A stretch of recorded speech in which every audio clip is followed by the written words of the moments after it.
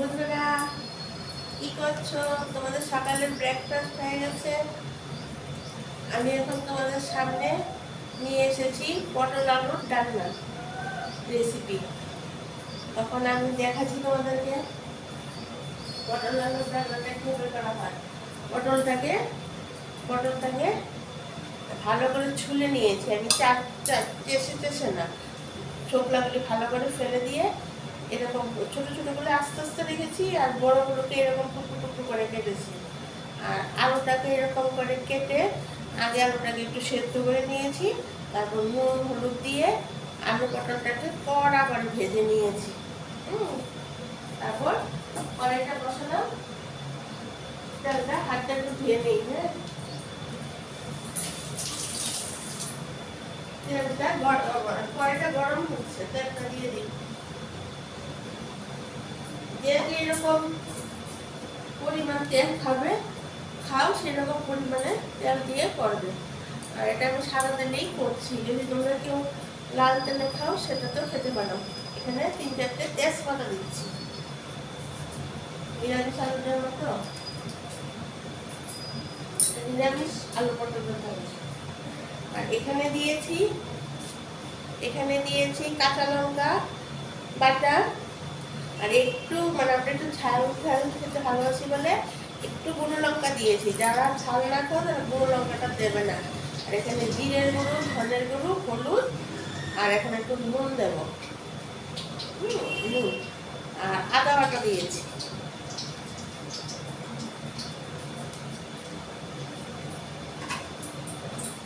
নুনটা যে যেরকম পরিমাণে খাও সেই পরিমাণে নুনটা দেবে।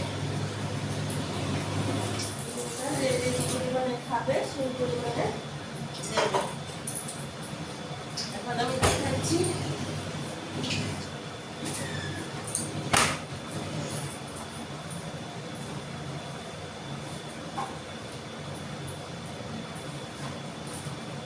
একটু আস্তা জিরে ফোড়ন দিচ্ছি।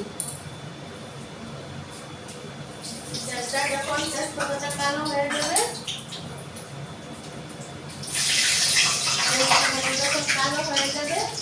তখন জিরের ফোড়নটা দেবে।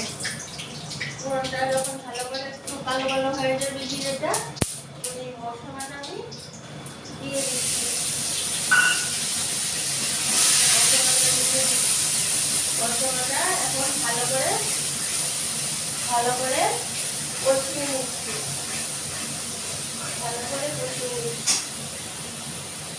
আর ভাজাটা করে রেখেছি। মশলাটা ভালো করে কষছে, এটা দিয়ে দিচ্ছি।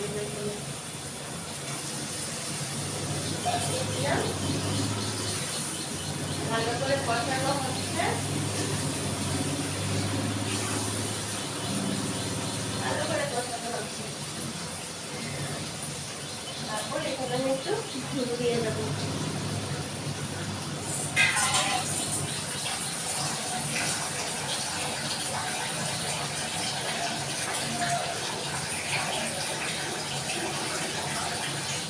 বন্ধুরা 4-5 জন খেতে পারবে, ঝুল দিয়েছি।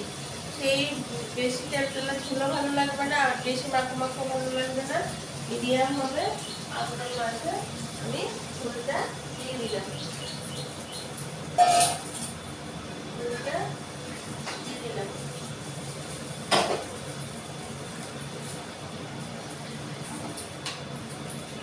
এখানে আমি 1 চামচ চিনি দিচ্ছি। আর যদি কারো সুগার দিতে পারো, আবার না দিলেও হবে।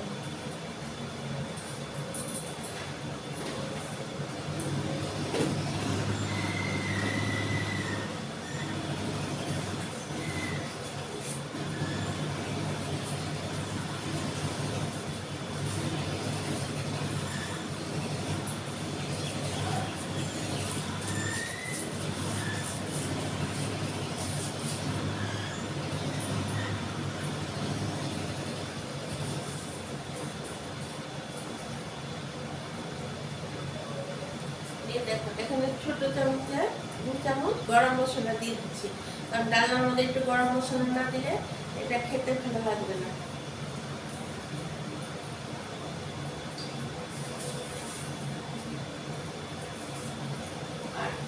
আমি আজকে রান্নাটার মধ্যে প্রতিদিন আমাদের শরীরে প্রেশার টেশার আছে, ঘি দিতে পারবো না, কিন্তু যারা আমার একটু ঘিটি খায় এটা নামানোর আগে হাফ চামচ ঘি দিয়ে দেবে, তাহলে এটা খেতে ভালো লাগবে। বুঝতে পেরেছো তোমরা? আজকে আমি সয়াবিনের একটা প্রিপারেশন ছেড়েছি। তোমরা আমাকে কিন্তু অবশ্যই সাবস্ক্রাইব করবে, তাহলে আমার সবগুলো ভিডিও তোমাদের কাছে আসবে। তাছাড়া আমি দুপুরবেলা লাঞ্চের ভিডিও দিচ্ছি, বিকেলে চায়ের আড্ডাতে আসছি, সবগুলি তোমরা দেখতে পারবে, তাই না বলো? দেখেছো আজকে কি ঠান্ডা পড়েছে, বাইরে বৃষ্টিও পড়ছে, কি ঠান্ডা লাগছে, তাই না? প্রচন্ড ঠান্ডা লাগছে। আর আলু পটলের ডালনা সবাই তো এই পোস্ত টোস্ত দিয়ে খাও, তারপর দই দিয়ে খাও, দই পটল, তারপর হচ্ছে আমিষের মধ্যে চিংড়ি মাছ দিয়ে হয়, কিন্তু এরকম নর্মালভাবে এইভাবেও পটল আলুর ডালনাটা খেয়ে দেখবে, মানে এটা খুব তাড়াতাড়ি হয়ে যায়। আর সেখানে নিরামিষ, সেটা নিরামিষ পেঁয়াজ টেয়াজ দিইনি, আর এগুলি দই দই ছাড়া, কাজু ফাজু ছাড়া, মানে এটা নর্মালভাবে একদম প্লেন আলু পটলের রান্না করেছি। যে মানে একটু পটল রইলো, আলু রইলো, তাড়াতাড়ি করে রান্না করে বের হয়ে যাবো, এটা সব থেকে সুবিধে। আর যারা সিংহরাতে লঙ্কাটা আদাটা বেটে দেবে, সিংহরাতেও করতে পারো, আর যারা মিক্সিতে করবে মিক্সিতেও করতে পারো। আর যদি মনে করো কেউ আমি বাটাবাটি দেবো না, লঙ্কা চিড়ে করবো, সেটা দিয়েও সেম নিয়মে আলাদা ভালো ঘষে দিতে হবে, কিন্তু একটা আরাম দিলে এটার মধ্যে দিতে হবে, এটা ভালো লাগবে না।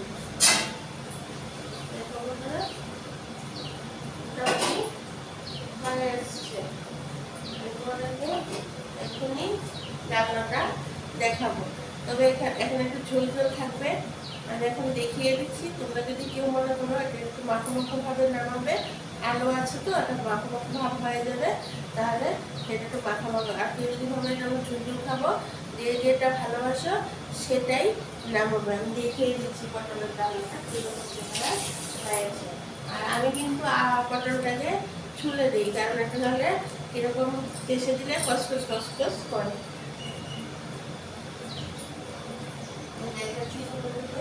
আমার মোটামুটি আলু পটলের ডালনা হয়ে গেছে, হাতাটা হয়ে দেখাচ্ছি তোমাদের কাছে।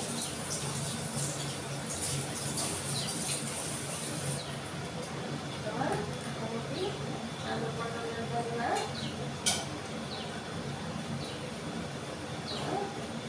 হয়ে গেছে।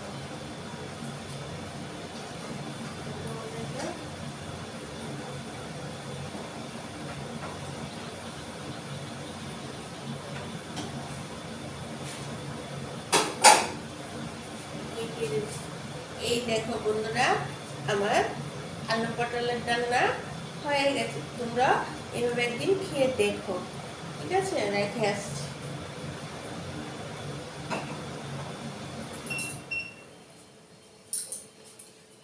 বন্ধুরা তোমাদের কিরকম লেগেছে তোমরা অবশ্যই আমাকে সাবস্ক্রাইব করে জানাবে। তাহলে এখন রাখি, সামনে আবার সামনের ভিডিওতে আমি আবার আসছি। দুপুরেও আবার খাবারের ভিডিও দিচ্ছি, লাঞ্চে। তাহলে এখন রাখি, টাটা, বাই বাই, আবার দেখা হবে। তোমরা ভালো থেকো।